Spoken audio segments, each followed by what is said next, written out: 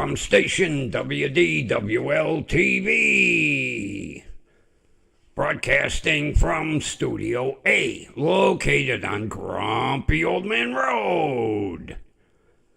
It's the Grumpy Old Man, me, and the Grumpy Vulture Show. Take your bow. Okay, now look at the camera, both eyes, there you go. Oh, people, Grumpy and technology, like water and oil. We don't seem to mix. I have no idea why yesterday I was getting that goddamn echo. Now, the delay is turned down to 0 on the soundboard. I don't understand how I keep getting a damn delay. It shouldn't be delaying. I'm going to double check it here. It's at 0. That is the only thing that would cause the echo, is the delay. Now, in the beginning, when I got this new soundboard, I was using the delay, It basically made the studio sound empty. The echo, a big room. And then I didn't like it, so I turned it off. Well, it's on 0. It can't go any lower. I have no idea why. Every now and then, I get that damn echo. It shouldn't. Now, I do have some microphones that have an echo built into them. But there's no knobs on this microphone. This one runs directly through the mixer. Some microphone, the USB microphones that I have for Studio B, they have a delay. You can put an echo through the microphone. This microphone is not set. It's a regular studio mic. I have the delay at 0 on the mixer. I don't know why. Oh, when I did the playback, talk about being pissed off. I was like, where is that echo coming from? So either tonight is going to be normal or it's going to have a goddamn echo. I don't know. It seems like the equipment in this damn studio has a mind of its own. Or, when I'm not looking, asshole over here, my sidekick might be messing with the buttons. Keep your feet on that perch. You know what I got for you? Oh, did you hide it again? Oh, you bastard. Did you hide it again? Oh, I think he hid it. Oh, I left it in the studio. Oh, did you? Oh, he took my... It was right here on the console. See, I can't leave. I can't leave his beak tires on the console. Nope. He took and hit it again. Oh, you rotten little so-and-so. You wait. No, I'm not seeing it. Oh. I'm not seeing it at all. It was right here on the console because I know I was messing with it yesterday. Oh, I'll tell you what. if I have to make a new one up, I am going to tie your beak. Where did you hide it? It's not, I don't see, it's nowhere on the whole soundboard. No.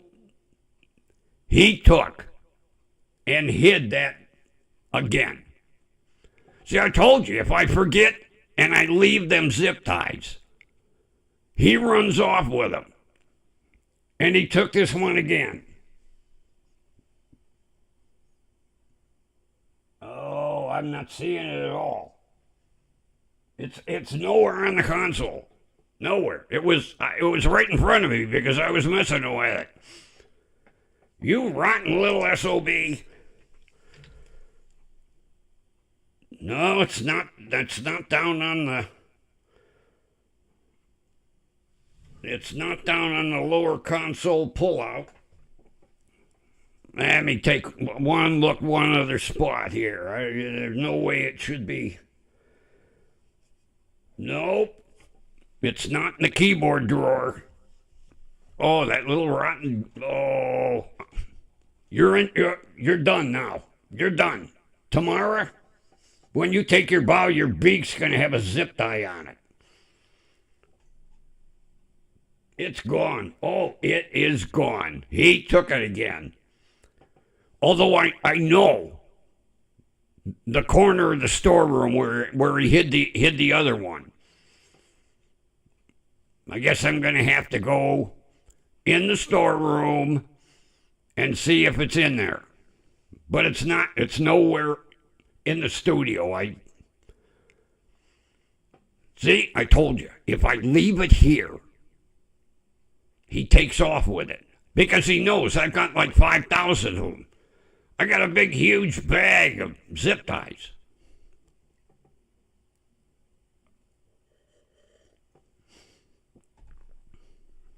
Although he don't know where the bag is.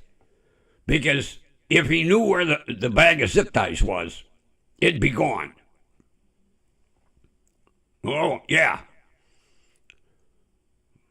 When my son worked at a certain place, there was some damaged merchandise. And part of the damaged merchandise was a crate full of zip ties. Well, the way it worked, if any merchandise was damaged, the insurance adjuster wrote it off, and then they had to destroy it. Which, there were a couple of times he told me, all the boxes did was lean over. That's all they did in the truck. The one band broke that was holding them, and they just leaned over. Inside those boxes was wire wicker baskets. There's no way they could get damaged, but no, because the merchandise had fallen in the truck, all of those got shit canned in the dumpster. Well, the employees were allowed to take like one or two. Well, the one day, the semi backs in to the dock, opens the back door, and a box holding like a bag of 10,000 zip ties. There were like 200 of these bags inside this box. They had like 1,000 or 5,000 zip ties in a bag. Well, the box split, and they fell out. Dunk. The whole load, that whole pallet, got written off, even though the other 5 boxes were perfectly intact, because this was damaged in transit. You know, we wonder why prices go up. That is totally asinine, to write off a whole pallet for one box. I don't understand it. Although I'm glad he brought me home that bag of 10,000 zip ties. I'll end up using them all for him. Oh, I cannot believe he took that zip tie. Unbelievable. How did you sneak in here? I had the door locked. What, the maintenance guys let you in? He's probably standing at the door. Maintenance going to, oh, you got to get in here. Wait a minute, I'll let you in. There you go. They didn't see you walk out with the zip tie in your foot, did they? Mm-hmm. Oh, it's not here. It is not here. Oh, that's all right. I'll fix him. As a matter of fact, I'm going to fix him right now. Wait. Slight pause.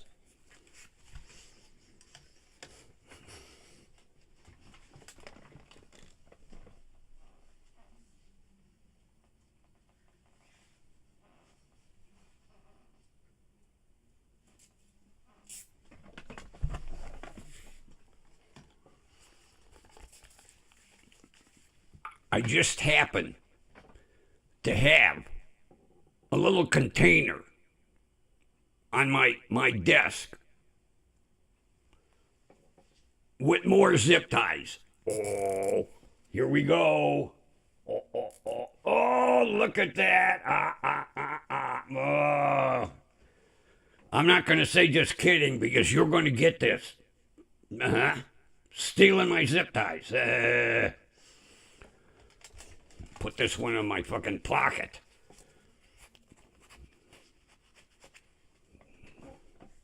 Luckily, the compartment where the zip ties are on my desk locks. And every night when I leave, I lock the compartment so he can't get in there. Because all them have gone too. Rotten little... Oh, and don't even think of going to the CEO tomorrow. No. I got it verified. And matter of fact, the whole public that's watching knows you stole my fucking zip tie. So don't even think about going to the CEO, because if that phone rings in the morning, oh, your ass is going to be... I'll look for a live poultry shop and take him down there. That'll be his torture. Seeing his relatives turn into dinner. That'll traumatize him.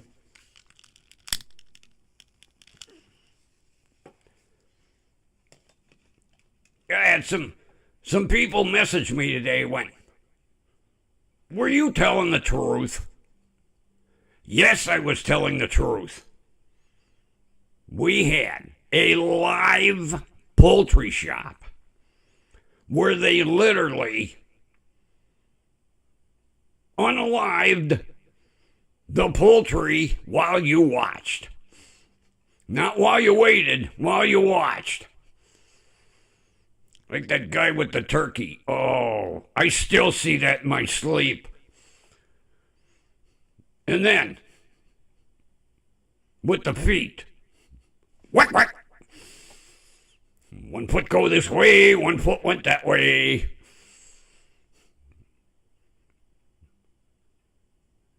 Now that'd be a sight for him, yeah. Oh. See one of his relatives come out naked, laying on the cutting board. You want them feet? No. Whack, whack. Oh, yeah, I'm going to find, there's got to be one left in Cleveland somewhere. I don't care if EPA or PETA or, there's got to be one live poultry shop. Matter of fact, I'm going to see if the West Side Market has one. They used to at one time. But somewhere in this city is a live poultry shop. I'm going to find it. And then I'm going to take him for a ride so he can see what happens to his relatives. Oh. I won't need the zip tie after that. Yeah, I'm going to find it. There's got to be one. There's got to be one somewhere in this city. Because there's still people that they want their poultry super fresh.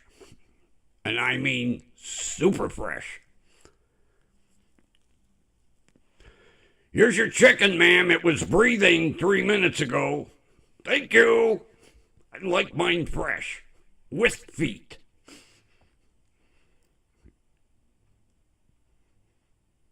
I couldn't believe they didn't ask you that. You know, when they were sending it through the window. Do you want the feet left on? Yes? No? No? Okay. Yell back through the window. No feet! And then the naked bird comes out without feet. But no. I guess they couldn't do that in the back. Maybe that was so that the guy in the front could put on a show. You want to see how fast this hatchet moves? Next bird that comes out and someone don't want the feet. Ma'am, do you want feet on your chicken? No? Whack, whack. Then the feet'd go one way, one feet'd go the other way. The store of the flying feet. Incoming! Yeah, they should have told everybody, stand back, flying feet. He didn't care. They could have hit the patron in the face. Oh. Think he'd say sorry? No, he'd say, oh, my aim was a little off. It should have gone that way, not straight ahead. Sorry, ma'am. I'll try with the next one. Whack, whack. That's better. Yeah. Had I not seen it with my juvenile eyes, I wouldn't have believed it. And not once, but twice. I had to witness that twice. Once with a chicken, and once with a turkey.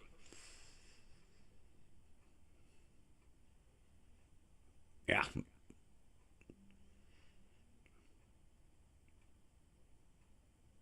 Not something you want to have burned in your memory banks. But it was there for years. I don't know exactly when it finally went out of business or good old PETA come in and shut them down. Yeah, I do remember the paint store.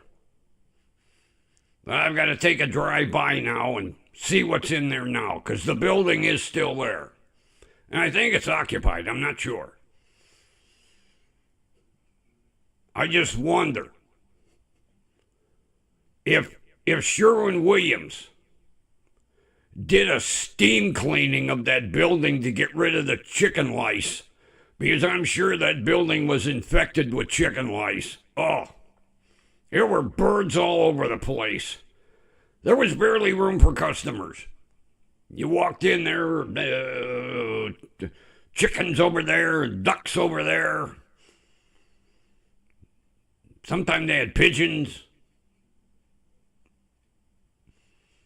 But the turkeys were always out back because they didn't carry them all year long. Maybe one or two.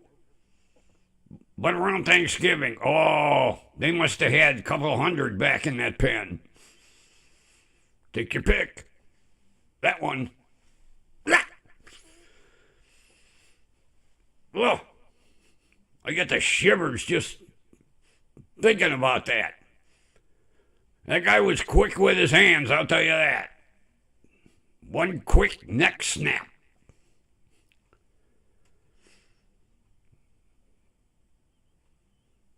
I can't remember if the ducks were running around or if they had them in a big bucket.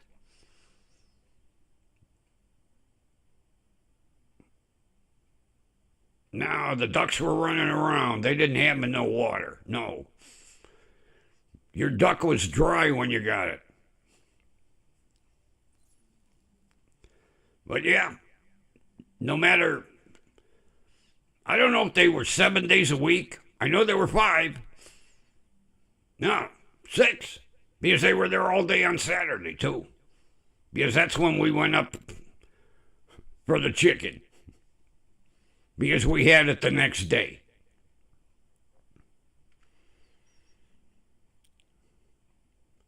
Although I don't remember being that traumatized when it came out of the oven as I was with the turkey.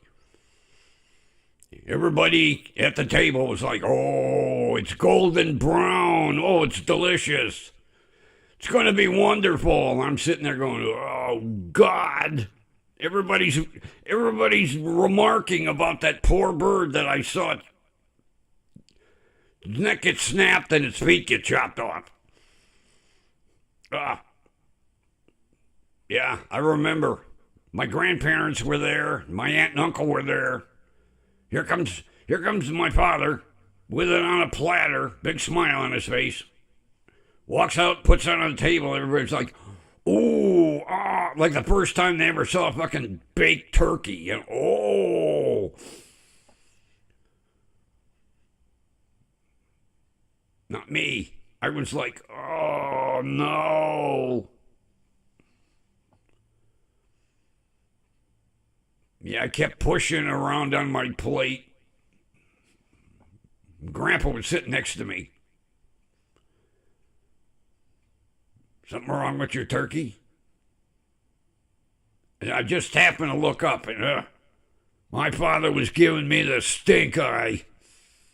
No, I'm saving it for last, Grandpa. Well, it is last. There ain't nothing else on your plate. You done scraped it clean. Okay. I took like a millimeter of turkey at a time on the fork. My grandfather's sitting there going, boy, you're really going to make that last. Oh, yeah. I'm kind of hoping everybody leaves the table and I can, like, chuck it in the garbage. But no. My father was always one, hey, finish your plate. Kids in Africa are starving. I really wanted to say, then he can have my fucking slice of turkey. I'll mail it. Airmail. Special delivery. To whatever hungry kid wants it. But I didn't dare talk back to my father. If I'd have talked back to my father, I would have been eating through my ass. Because that's where my teeth would have been. Yeah, he wasn't one you talk back to. Neither was my mother. I mentioned this before. I had really wonderful parents. My father, in 1947, was a Golden Gloves boxer. In 1948, my mother was a professional wrestler. Yeah. Used to wrestle at the old Cleveland Arena. My sister's got her scrapbook. I told her, take some pictures. I want to show people. She's in her wrestling garb. Yeah, she was pro. So, two parents you didn't fuck with. Not to mention they like to imbibe in their alcoholic beverages, too. A double whammy. And everybody wonders why I grew up the way I did.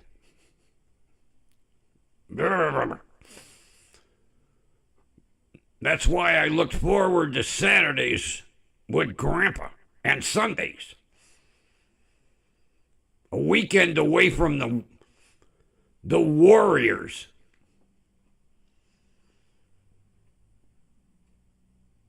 Because Grandpa thought I was perfect. I could do no wrong.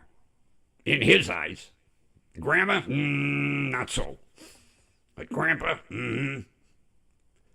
he let me get away with murder. Especially on Sunday. Because him and I would sit and read the Sunday paper Well, he read the paper. I read the comics. Drinking coffee. Yeah. That's why I'm addicted to today. Yeah. Me and Grandpa.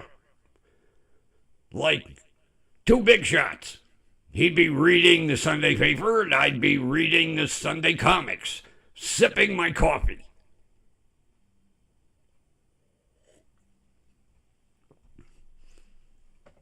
And then he'd be watching the clock because Grandma would be coming home from church. He'd finish your coffee, hurry up. I got to wash them cups, and we got to dry them, put them back in the cupboard.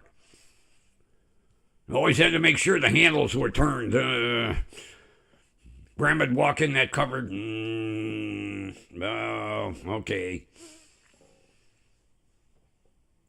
But she'd ask Grandpa, why is your cup washed and put on the shelf? You use it during the week. You never wash your cup. He always used to tell her, well, it's Sunday. I'll give you a little rest. She'd be like, oh, yeah, I still got to fix fucking dinner. Well, you don't have to wash a cup. She'd just go out in the living room, sit on the couch. Him and I, we'd be snickering back and forth. She'd go, what are you guys snickering about? Oh, it's something in the comics, Grandma. You mean for once they're funny? We think so. But that's the way it was. It was one of the few days of the week I was up ready early. Saturday morning. I knew Grandpa was going to be there, 8 o'clock. 8:01, he'd be walking in the door. 8:03, we'd be leaving. I'd be like, yeah, get me out of this goddamn loony bin. Get out and jump in the front seat of his Nash Rambler. That had seats that would fold all the way down into a bed. And then it got stolen. I was like, oh, yeah, he called me. He called me on a Wednesday night. He goes, I don't know if Saturday's going to be possible. I was like, what do you mean? You know, somebody stole my Rambler. Oh, no. Because, you know, back in the day, rent-a-cars weren't a big thing. Somebody stole your car, tough shit. But luckily, the insurance company replaced it right away. They didn't wait to see if it was going to get recovered. I think Grandpa had a little pull with the insurance company. He called me Friday night. I'll be picking you up normal time. Really? Oh, yeah. I got a new car. Okay. I was ready. We walked out and I said, what kind of car is it? It's a Rambler Ambassador. Whoa, Ambassador. I was impressed with just Ambassador. Whoa. And boy, did it have the toys on it. And then he had it for his normal 4 years. It's all he kept the car, 4 years. I don't think his cars had more than like 20,000 miles on them because he'd walk to the market. He lived that close. Grandma's doctor was just up the street. Hardly got driven. But every 4 years, clockwork, buy a new car.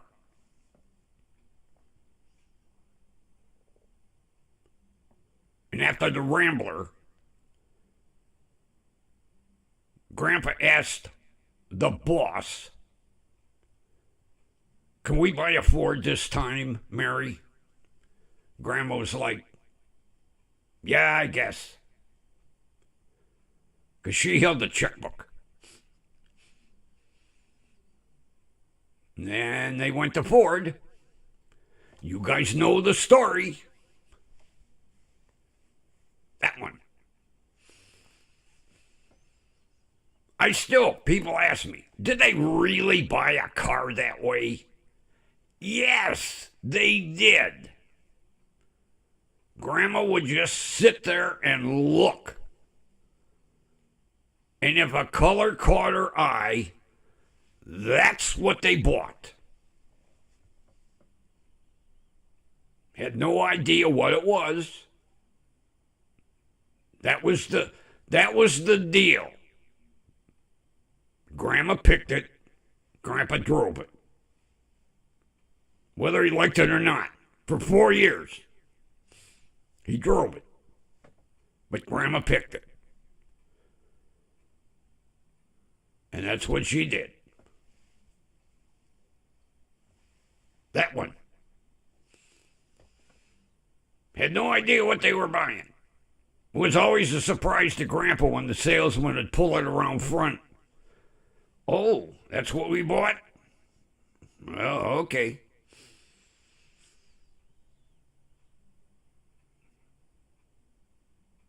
Was the same way with the ambassador. A friend of theirs drove him to the dealership because he didn't have a car. And they walked in and sat down. Salesman come over, can I help you? No, not yet. You'll know. And Grandma wasn't in a hurry. She always had a book. She'd read a book, a couple of chapters. Put her book in her purse.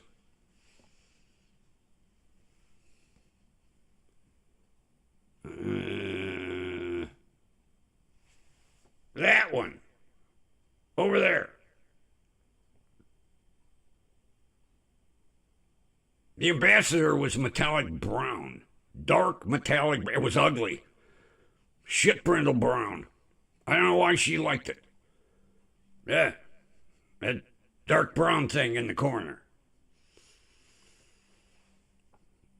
The salesman was like, well, come over to my office. Well, I'll show it to, we'll talk about it. And Grandma was like, hey, how much? I'm writing a check. Here's a checkbook. Just tell me how much. You don't want to take it for a test drive. See this? Check. I need to fill in an amount. Come back with I need to, you see this? It's blank right now. And the salesman would come back. She'd write the check. Then she'd always play her game. Do we get to take it home right now? And the salesman would be, yes. All right, here's your check. Then when it was ready, they walked outside and went, oh, we bought an ambassador in shit brindle brown. Well, I only got to keep it 4 years. It might grow on me. And then 4 years later, bought a new car. It's the way it was. If she liked the color, they bought it. Oh yeah, she'd wave that checkbook around. She wouldn't get up from the chair. Be sitting in the showroom going, hey, I got a check. It's blank. I need to put numbers in it. Give me the numbers. A check. Salesman would come back and give her the numbers. She'd write out the check and away they went. All Grandpa knew was they were buying a Rambler. That's all he knew. Didn't know what kind. That's all he knew. They were at the Rambler dealership. Same thing with the Ford. They were at the Ford dealership. Had no idea what they bought until they walked outside. Oh, that's what we bought, huh? Okay. Now the Ford he liked, both of them. I don't think he was too hot on the Ambassador, but he only had to keep it 4 years. That was it. Almost like clockwork. I think he'd look at the calendar and go, Mary. Yes? 4 years is up. Time to buy a car. Okay, let me get my coat, my purse, and the checkbook.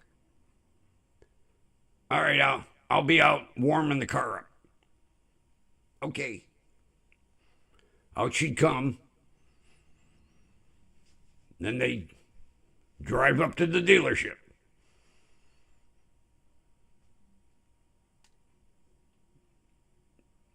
What a couple.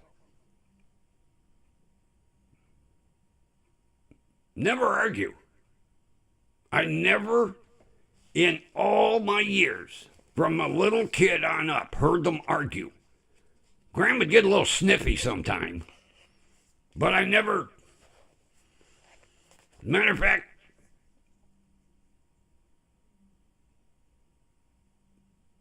I don't think the neighbors ever said they heard them argue. I mean, I was, 18, 19 years old, and most of the neighbors were still there. Never heard one neighbor say, oh, Joe and Mary the other night, oh, Jesus Christ. Nope. If they did argue, it was really quiet. But Grandpa, no. He kind of went along with everything she, because she held the checkbook.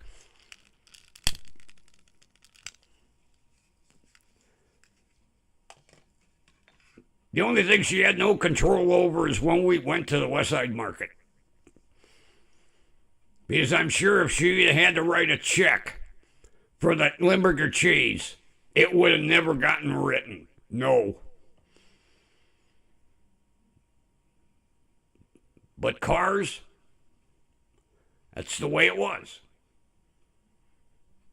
And I told you, I verified it with a salesman. He was working for another dealership. A friend of mine was the receptionist. And he walked up to me one day. He goes, You're not so-and-so, are you? I said, what? Yeah. Was your grandfather so-and-so? Yeah. Oh, my God, I sold him 2 cars. Which 2? The Ramblers or the Fords? Oh, both Fords. That's why I'm at a Ford dealership now. Let me ask you something. Story I've heard over the years. Did Grandma just buy a car by the goddamn color? He says, oh, yes.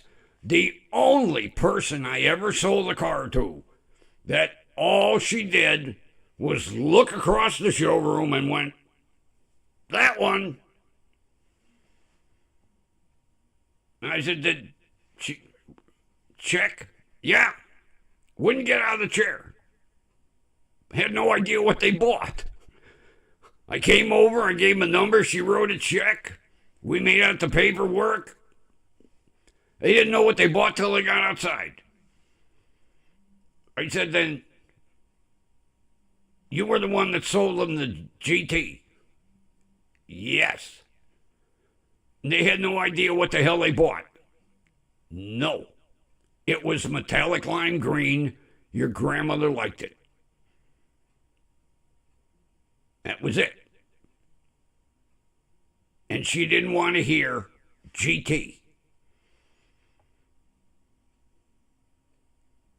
So I said, and the story is true. I couldn't believe they bought cars that way.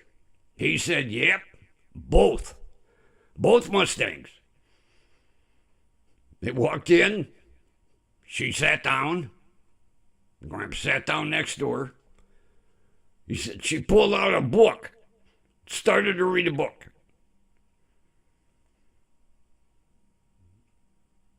I said, really? That story's all true. He said, yeah. She'd read a couple of chapters in the book, close the book, put it in her purse, and then look around. And your grandfather just sat there patiently waiting for her to read her book and pick a car. So the story is true. And it was verified not only by the salesman, but he told the story in front of my friend who was the cashier / receptionist. Because we talk about it every now and then. It's the big joke. How would your grandmother pick cars today? You know, that's the same way.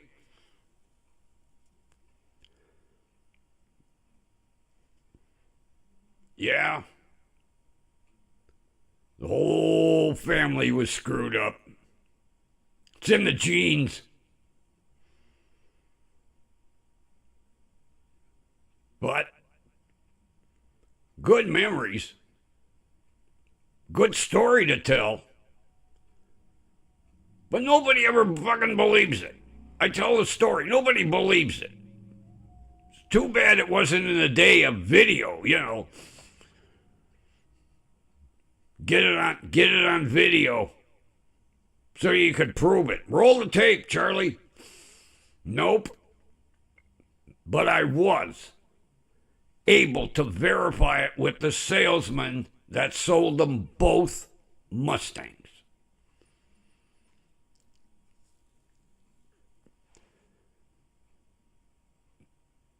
And the strange thing is, I think she only read that fucking book every 4 years when they went to buy a car, because I never saw her reading a book at home. Maybe the newspaper now and then, a magazine. Never saw her read a book. Must have taken her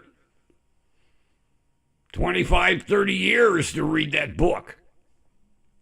But yeah, she'd go in, read a few chapters, close the book, and look around. And he told me, the first Mustang, they were there 3 different times. Because the first 2 times, there wasn't a color that caught her eye.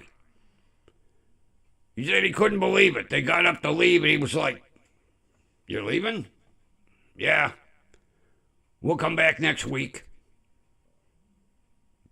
Then they were back next week. She looked around. Nah, nothing caught her eye. They left. 3rd week, bingo! Metallic gold. That one. The gold one. Then 4 years later, metallic green. Lime green. With a black vinyl top. Oh, that car would have been hideous if it didn't have that black vinyl top. Oh, too much lime green. But that was the color for the 68 GT. They had like a fancy blue, red, black, and metallic lime green.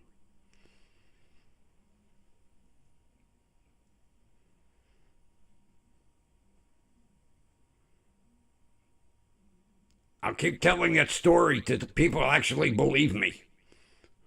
But like I say, I was able to verify it with the salesman that sold them both Fords, both Mustangs. Although he said 4 years later, when they came in, he was ready for them. He knew the routine. So if they didn't buy something the first trip in, they'd be back. And hopefully they changed the cars on the showroom floor. But that's still...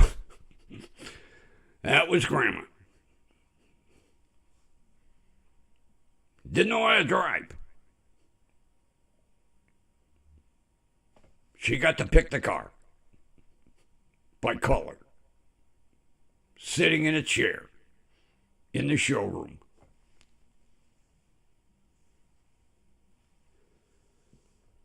So, I think we beat that story into the ground. But I might tell it again. It's a cute story. So's the story for Sunday.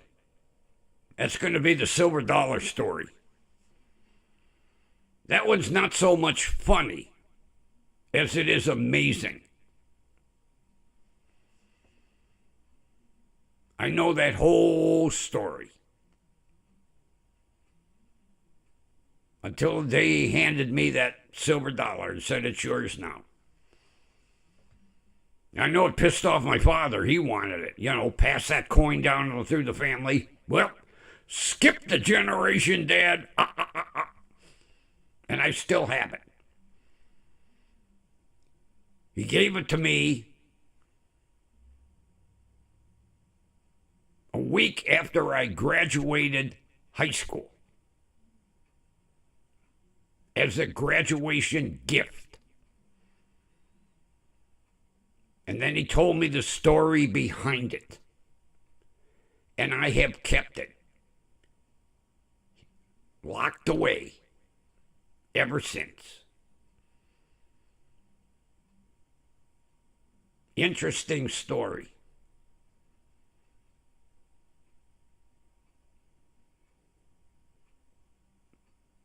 But you gotta wait till Sunday. One more crabby, bitchy story tomorrow. And then the good story on Sunday. And with that, it's time to check my dinner. It's been in the oven. It's probably all fucking burnt. The smoke alarm didn't go off, so I guess I'm safe. With that, see you tomorrow.